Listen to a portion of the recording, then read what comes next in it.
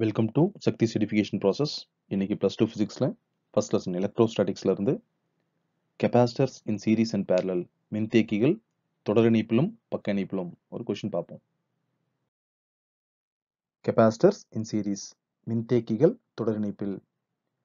Consider 3 capacitors each of capacitance C1, C2 and C3. They are connected in series to a battery which provides a potential difference of V volt. நமக்கு V மின்னழுத்த வேறுபாடு வழங்கக்கூடிய ஒரு மின்கல அடுக்கோட தொடர் இணைப்புல 3 மின்தேக்கிகள் இணைக்கப்பட்டிருக்கு. அவற்றின் மின்தேக்கு திறன்கள் முறையே C1, C2 மற்றும் C3. இங்க 3 மின்தேக்கிகளோட மின்தேக்கு திறன்கள் வந்து வெவ்வேறா இருக்கிறதுனால இவற்றுக்கு குறுக்கே உள்ள மின்னழுத்த வேறுபாடும் வெவ்வேறா இருக்கும். C1க்கு குறுக்கே உள்ள மின்னழுத்த வேறுபாடு V1, C2க்கு குறுக்கே உள்ள மின்னழுத்த வேறுபாடு V2, C3க்கு குறுக்கே உள்ள மின்னழுத்த வேறுபாடு V3. Since capacitance of each capacitor are different, potential difference across each capacitor will be different. Therefore, potential difference across C1 is V1, potential difference across the capacitor C2 is V2, potential difference across C3 is V3. If we add V1, V2 and V3, we get the total potential V. Therefore, total potential V is equal to sum of potential difference across each capacitor. நமக்கு மொத்த மின்னழுத்த வேறுபாடு V எதுக்கு சமமா இருக்கும்னா இந்த தொடர் இணைப்பில் இணைக்கப்பட்டிருக்கக்கூடிய ஒவ்வொரு மின்தேக்கிக்கு குறுக்கே உள்ள மின்னழுத்த வேறுபாடுகளோட கூடுதலுக்கு சமமா இருக்கும். V1 plus V2 plus V3 equal to V அப்படின்னு சொல்லி கிடைக்கும். இந்த மாதிரி நமக்கு வந்து 3 மின்தேக்கிகளை ஒரு மின்கல அடுக்கோட இணைச்ச உடனே என்ன ஆகும்னா electrons of charge minus Q is transferred to the capacitor C3. அது எந்த பிளேட்டுக்குன்னா ரைட் சைடில் இருக்கக்கூடிய இந்த பிளேட்டுக்கு மைனஸ் Q சார்ஜ் வந்து நமக்கு டிரான்ஸ்ஃபர் ஆகும். இந்த சார்ஜ் எதனாலன்னா டியூ டு எலக்ட்ரான். நமக்கு பேட்டரியோட நெகட்டிவ் டெர்மினல்ல இருந்து எலக்ட்ரான்ஸ் வந்து இந்த கெப்பாசிட்டரோட ரைட் சைட் பிளேட்டுக்கு வந்து டிரான்ஸ்ஃபர் ஆகுது. அந்த எலக்ட்ரான்ஸோட சார்ஜ் என்ன எடுத்துக்கிறோம்னா மைனஸ் Qன்னு சொல்லி எடுத்துக்கிறோம். இந்த மாதிரி நமக்கு இந்த பிளேட்டுக்கு டிரான்ஸ்ஃபர் ஆயிருக்கு. நமக்கு இந்த கெப்பாசிட்டர் அப்படின்னு சொன்னாலே between two plates there will be dielectric medium. என்ன ஏரா இருக்கலாம், ஆயிலா இருக்கலாம், எது வேணாலும் இருக்கலாம். இங்க எந்த கான்டாக்டும் இல்லை இந்த பிளேட்டுக்கும் இந்த பிளேட்டுக்கும். டியூ டு எலக்ட்ரோஸ்டாட்டிக் இண்டக்ஷன் இங்க வந்து நமக்கு நெகட்டிவ் அப்படின்னு சொன்னா இந்த பக்கம் equal amount of positive charge வந்து இன்டியூஸ் ஆகும். அதே மாதிரி இங்க நெகட்டிவ் இருக்கிறதுனால நெகட்டிவ் சார்ஜ் எல்லாமே ரிப்பல் ஆகும், புஷ் ஆகி இந்த C2 ஓட ரைட் பிளேட்டுக்கு நமக்கு டிரான்ஸ்ஃபர் ஆகும். பாருங்க, as soon as the battery is connected to the capacitors, electrons of charge minus Q is transferred to the right plate of C3. C3 ஓட வலது பக்கம் இருக்கக்கூடிய பிளேட்டுக்கு மைனஸ் Q சார்ஜ் வந்து டிரான்ஸ்ஃபர் ஆகி இங்க வருது. இங்க வந்த உடனே டியூ டு எலக்ட்ரோஸ்டாட்டிக் இண்டக்ஷன் நிலைமின் தூண்டல் காரணமாக இங்க வந்து நமக்கு பாசிட்டிவ் சார்ஜ் வந்து இன்டியூஸ் ஆகும். அதாவது C3 ஓட லெஃப்ட் பிளேட்ல பாசிட்டிவ் இன்டியூஸ் ஆகும். இது negative. Equal amount of negative charge என்ன ஆகும்னா C2 ஓட ரைட் பிளேட்டுக்கு டிரான்ஸ்ஃபர் ஆகும். C2 ஓட ரைட் பிளேட்டுக்கு இந்த மாதிரி டிரான்ஸ்ஃபர் ஆகும். இங்க இருக்கக்கூடிய நெகட்டிவ் சார்ஜ் எவ்வளவு இருக்கோ அதே அளவுக்கு சார்ஜ் தான் இங்கேயும் டிரான்ஸ்ஃபர் ஆகுது. இந்த பிளேட்ல நெகட்டிவ் சார்ஜ் அப்படின்னு சொன்னா equal amount of positive charge வந்து இங்க இன்டியூஸ் ஆகும். இந்த மாதிரி அடுத்து இங்க பாசிட்டிவ் சார்ஜ் அப்படிங்கிறதுனால இங்க என்ன டிரான்ஸ்ஃபர் ஆகி வரும் அப்படின்னு சொன்னா equal amount of negative charge வந்து இங்க டிரான்ஸ்ஃபர் ஆகி வரும்.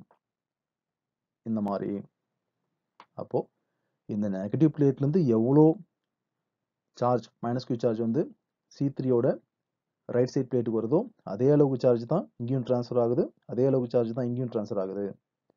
இப்போ இந்த பிளேட்ல நெகட்டிவ் சார்ஜ்னு சொன்னா இந்த பக்கம் பாசிட்டிவ் சார்ஜ். அகைன் இங்க பாசிட்டிவ் அப்படின்னு சொன்னா நெகட்டிவ் நமக்கு இந்த பக்கம் வரும். அந்த நெகட்டிவ் சார்ஜ் எங்க டிரான்ஸ்ஃபர் ஆகி போகும்னா it is move towards the positive terminal of the battery.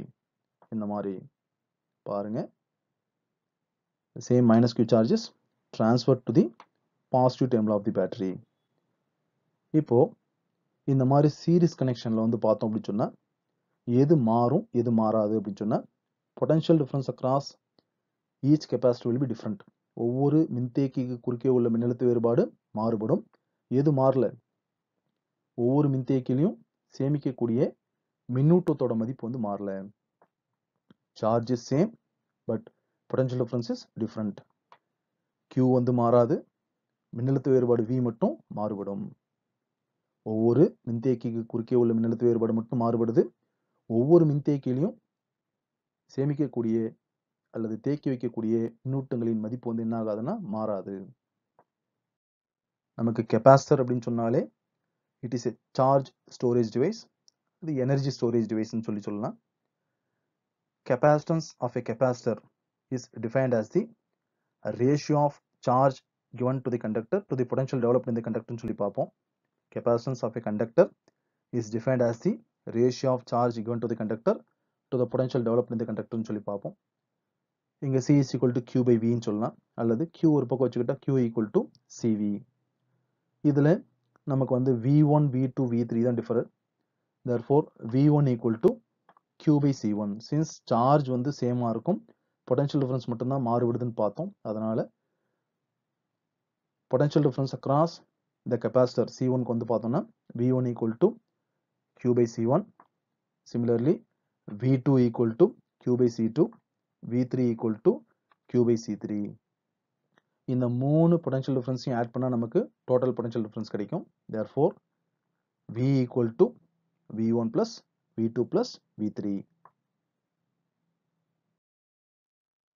Total potential difference V equal to V1 plus V2 plus V3. மொத்த மின்னழுத்த வேறுபாடு V ஆனது V1, V2, V3 ஓட கூடுதலுக்கு சமமா இருக்கு. இதுல V1க்கான மதிப்பு, V2க்கான மதிப்பு, V3க்கான மதிப்பு எடுத்து பிரதியிடலாம்.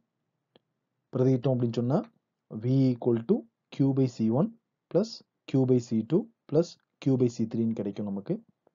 ஏன்னா C1க்கு குறுக்கே உள்ள மின்னழுத்த வேறுபாடு தான் V1, C2க்கு குறுக்கே உள்ள மின்னழுத்த வேறுபாடு தான் V2, C3க்கு குறுக்கே உள்ள மின்னழுத்த வேறுபாடு தான் V3ன்னு சொல்லி ஏற்கனவே பார்த்தோம். இந்த V1, V2, V3க்கான மதிப்பு எடுத்து இங்க பிரதியிட்டு இருக்கோம். அடுத்து இந்த V டோட்டல் பொட்டன்ஷியல் டிஃபரன்ஸ், மொத்த மின்னழுத்த வேறுபாடு V equal to Q by CS அப்படின்னு சொல்லலாம். இதுல Qங்கிறது என்ன அப்படின்னு சொன்னா மொத்த மின்னூட்டம், CS-ங்கிறது என்ன அப்படின்னு சொன்னா தொடர் இணைப்பில் மொத்த அல்லது தொகுபயன் மின்தேக்கு திறன். அதாவது பல மின்தேக்கிகள் தொடர் இணைப்பில் இணைக்கப்பட்டுள்ள போது அதன் மொத்த அல்லது தொகுபயன் மின்தேக்கு திறனை தான் வந்து நம்ம CS ன்னு சொல்றோம். When number of capacitors are connected in series, the effective capacitance or total capacitance in series combination தான் என்ன சொல்றோம்னா CS அப்படின்னு சொல்லி எடுத்திருக்கோம். இப்போ இந்த Vக்கு பதில் இந்த Vக்கான மதிப்பு எடுத்து பிரதியிடலாம். பிரதியிட்டோம் அப்படின்னு சொன்னா நமக்கு Q by CS is equal to Q by C1 plus Q by C2 plus Q by C3 ன்னு கிடைக்கும்.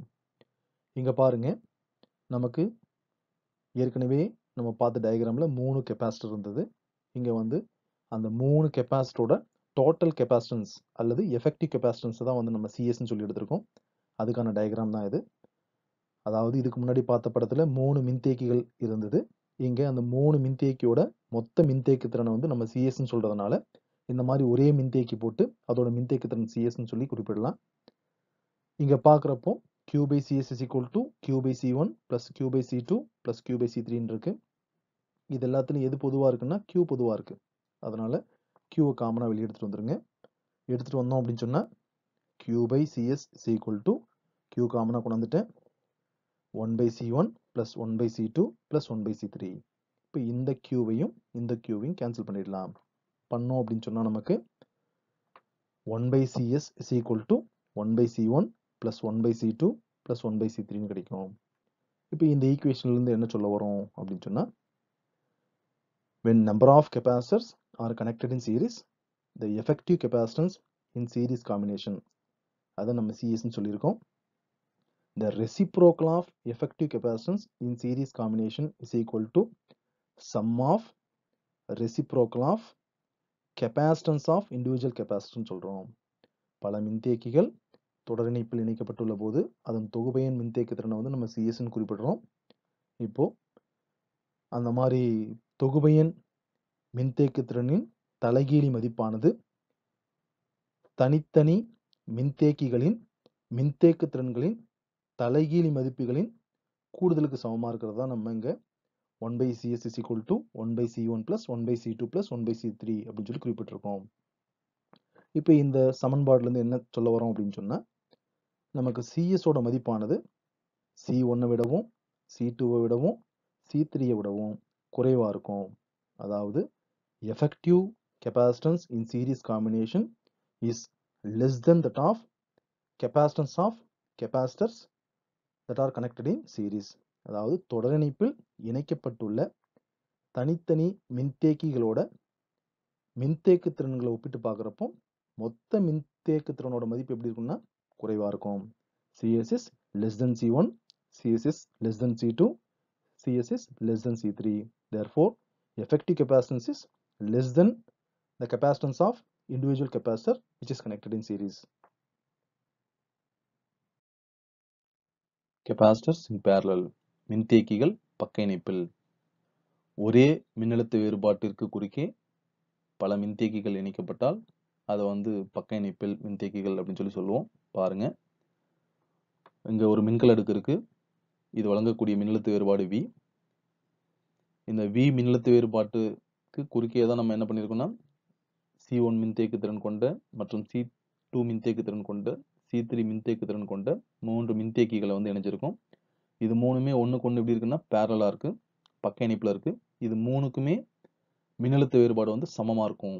அப்போ ஒரே மின்னழுத்த வேறுபாட்டிற்கு குறுக்கே பல மின்தேக்கிகள் இணைக்கப்பட்டிருக்கு. இங்க 3 மின்தேக்கிகள் C1, C2, C3 மின்தேக்கு திறன் கொண்ட 3 மின்தேக்கிகள் இணைக்கப்பட்டிருக்கு.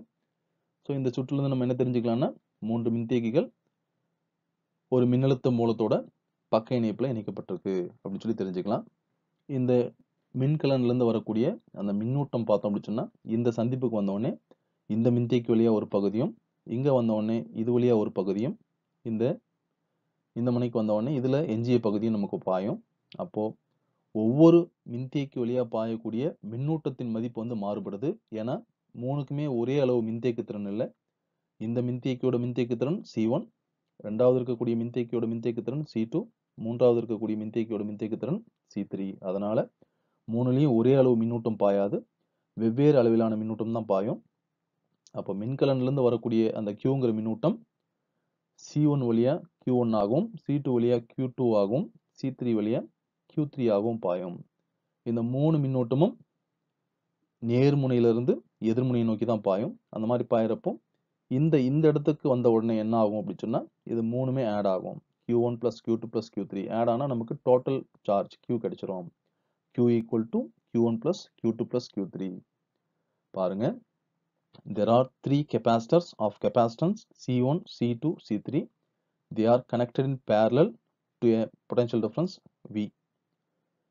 Since in parallel combination potential difference is same, but charge through each capacitor will be different. நமக்கு பக்க இணைப்புல மின்னழுத்த வேறுபாடு மூணுக்குமே சம மின்னழுத்த வேறுபாடு இருந்தாலும் ஒவ்வொரு மின்தேக்கிலையும் நமக்கு பாயக்கூடிய மின்னூட்டத்தோட மதிப்பு மாறுபடுது. இங்க Q1, இங்க Q2, இங்க Q3. நமக்கு மின்தேக்கி அப்படின்னு சொன்னாலே மின்னூட்டத்தை தேக்கி வைக்க பயன்படுத்தக்கூடிய கருவி தான் நம்ம மின்தேக்கின்னு சொல்றோம்.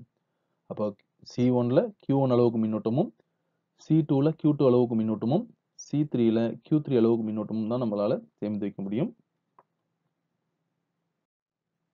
இந்த மாதிரி மின்தேக்கிகள் பக்க இணைப்புல இருக்கப்போ எது மாறும் எது மாறாது அப்படின்னு சொன்னா நமக்கு மின்னழுத்த வேறுபாடு மாறாது.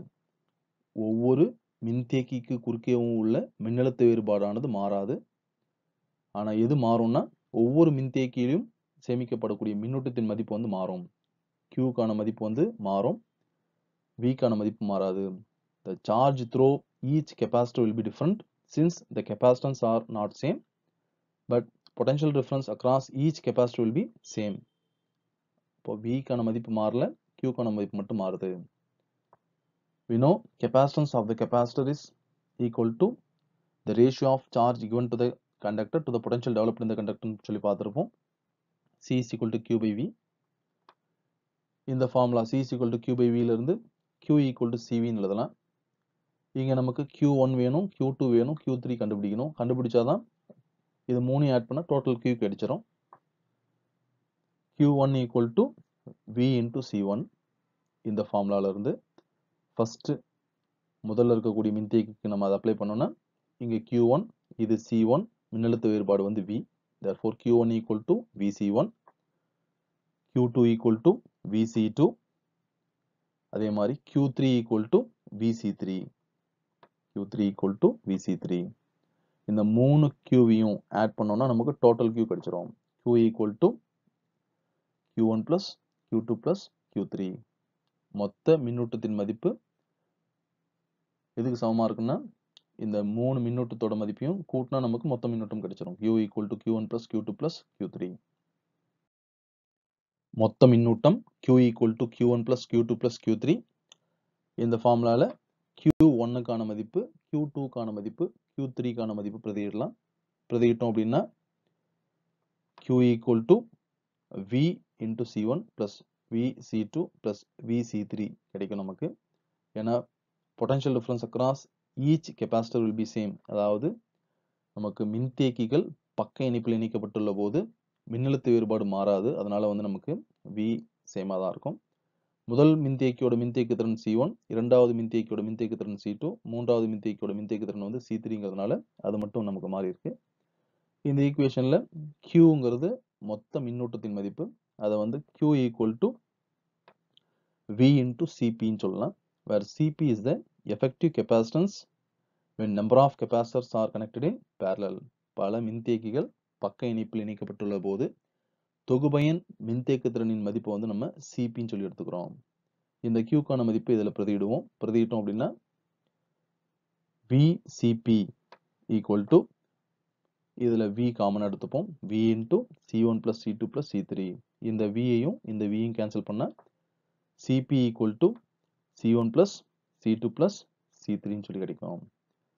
When number of capacitors are connected in parallel, the effective capacitance in parallel combination is equal to sum of capacitance of individual capacitor. பல மின்தேக்கிகள் பக்க இணைப்பில் இணைக்கப்பட்டுள்ள போது தொகுபயன் மின்தேக்கு திறனின் மதிப்பானது தனித்தனி மின்தேக்கிகளின் மின்தேக்கு திறன்களின் கூடுதலுக்கு சமமா இருக்கும். அதான் Cp equal to C1 plus C2 plus C3 ன்னு சொல்றோம்.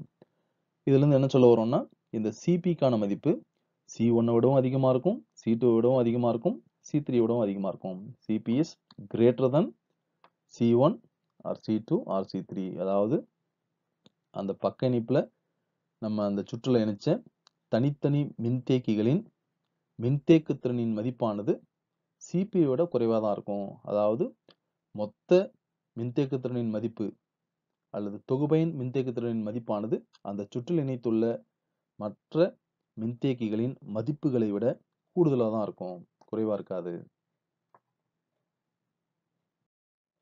Therefore, Cp is greater than C1, greater than C2, greater than C3. Thanks for watching our video. Please like, share and subscribe.